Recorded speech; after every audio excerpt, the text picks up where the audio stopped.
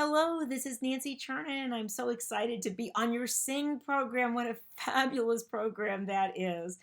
And I'm really excited to share my brand new book with you because it is about a woman who wrote a poem that became one of our most famous songs. So, very appropriate for Sing.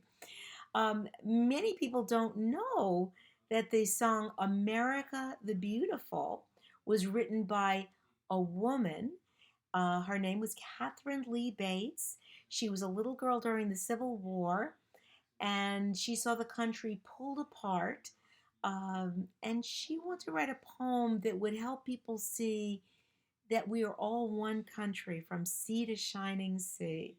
And she wanted to urge us to crown our good with brotherhood. So instead of brother fighting brother as we did in the Civil War, and unfortunately there's still too much of that today, she wanted us to crown our good with brotherhood, to do our part to make America beautiful. And I'm going to read you this book, and that thought is going to lead into the project I have going that I have with this book, because I write picture book biographies. I write about people who inspire me that I hope will inspire you. People who are just ordinary seeming people, not the biggest, not the strongest, not rich, not famous, um, but who had a dream, and in fulfilling that dream, they didn't just make their own dream come true, they made the world a better place. Catherine Lee Bates is one of those people. And in her honor, we started a project, and I'll tell you about that after I read the book. But this is the book. It just came out. I had to share this with you too. You know, the early version of this was called a fold and go, F and G, fold and go. This was the uncorrected proof.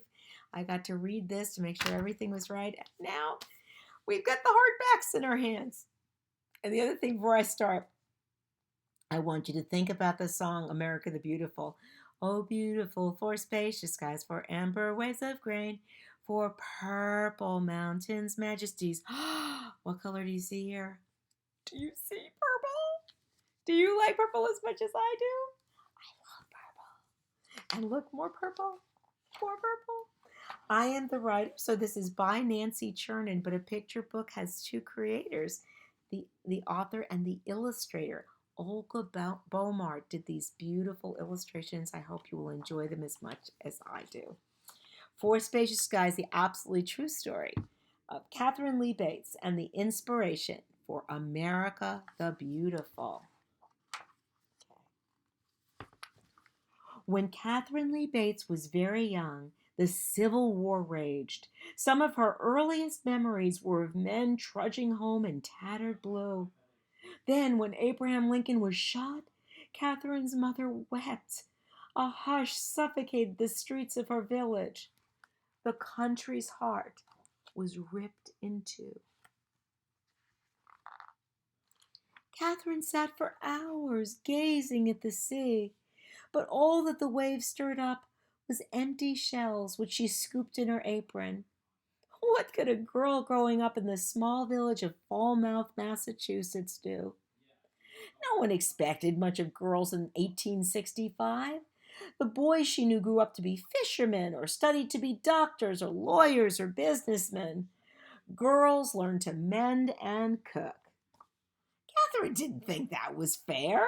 At 9, she wrote in her diary, "Sewing is always expected of girls.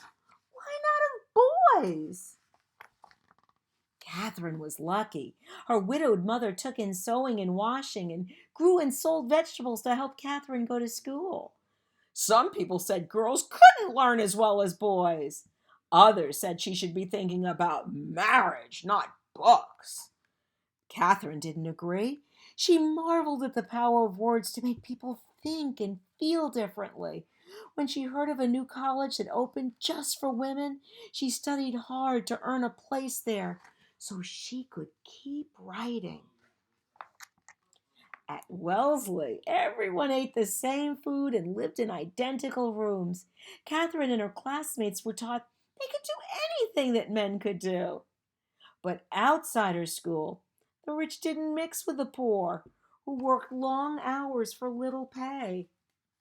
Women couldn't become doctors or lawyers or own businesses. They couldn't even vote.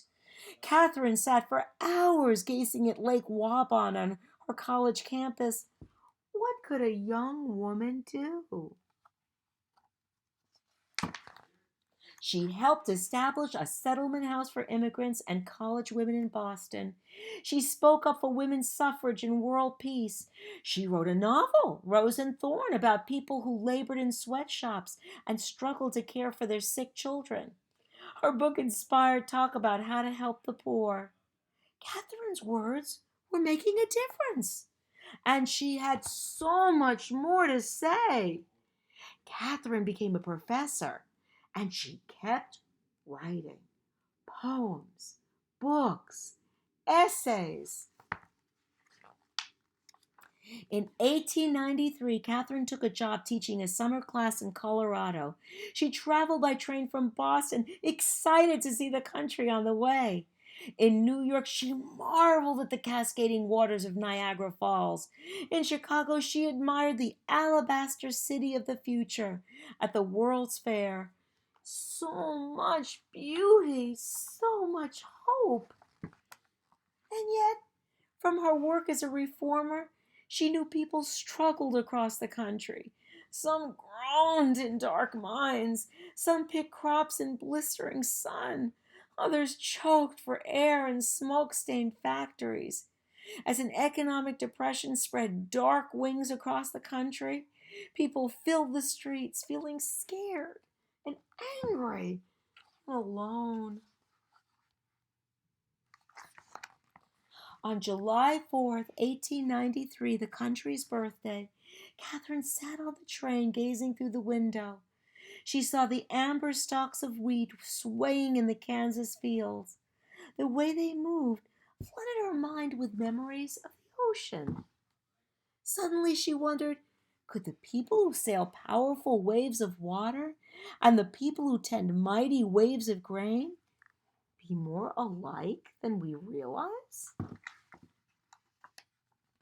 Catherine's mind might have been dancing with that idea when she arrived in Colorado and visited Pikes Peak. She rode a horse-drawn wagon up the mountain to 14,000 feet above sea level. The horse snorted and stopped. Catherine wanted to keep going.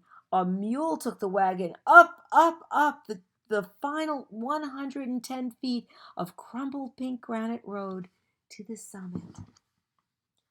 Oh, beautiful! As Catherine gazed from that height, she saw America as one unbroken country, with no walls between people. It had been a long journey up the mountain, but Catherine was uplifted by the wonder of America. Most glorious scenery I ever beheld, she wrote in her notebook. The first lines of a poem rushed into her head. She wrote and rewrote in her hotel room, trying to get each word right.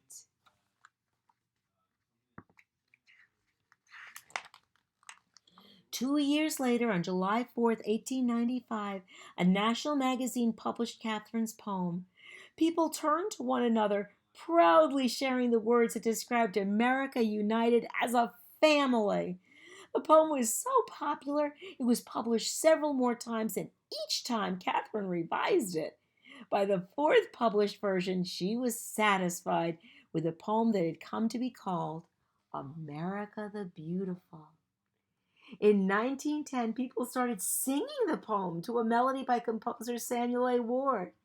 Now Catherine's words soared even higher.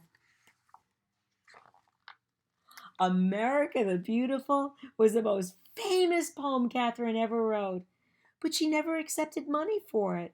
It was her gift to America.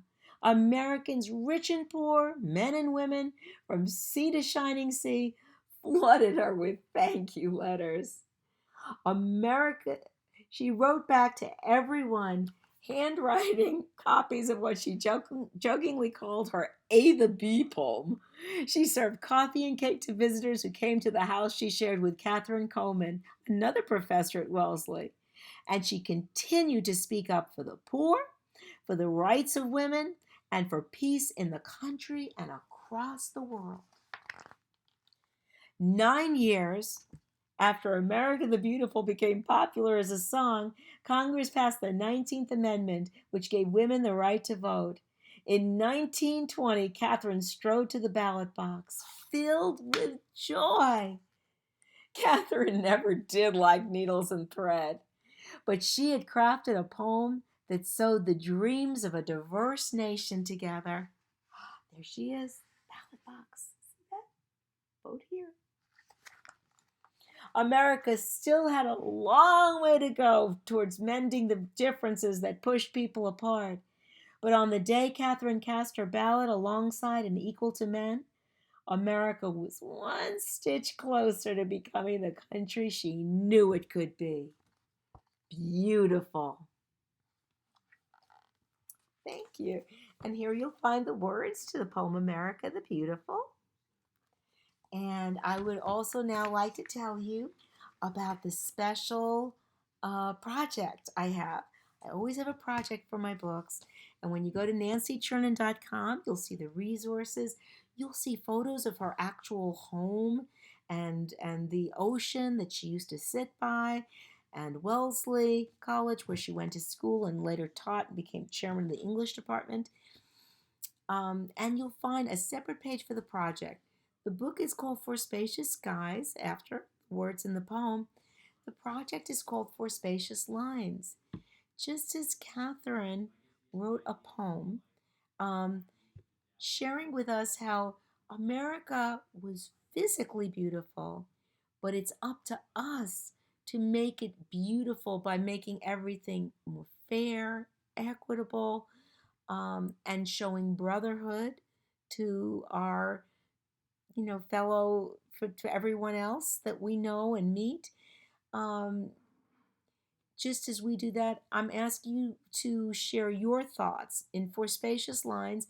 Share your thoughts, whether it's a poem or prose, however you want to write it. What can we do to make America more beautiful? What are you doing to make it more beautiful? I would love to share your thoughts, your feelings, your ideas on the For Spacious Lines page. So, with the permission of your teacher and your parents. So, thank you so much. I'm so happy to share this with you today. I hope you will enjoy seeing it and knowing more about Catherine Lee Bates, who went on to write such amazing things and to mentor others and to lift others up. Um, One final little note on this, it just always cracks me up a little bit, is that I don't know if you study poetry in school yet, but she was always liked to lift up fellow poets. And so when she was a professor, chairman of the English department, there was a young man she thought was very talented. Young man, people hadn't really heard about him much, and she would invite him to the campus to read some of his poetry. And she said, "Watch that young man. He's got a lot of talent." And that young man was Robert Frost.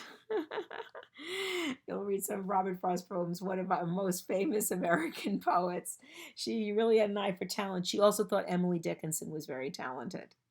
So just wanted to share that. I sure was happy. I sure am happy to share this with you. And I look forward to your thoughts about what we can all do together to make America more beautiful. Thank you so much. Take care. Bye bye.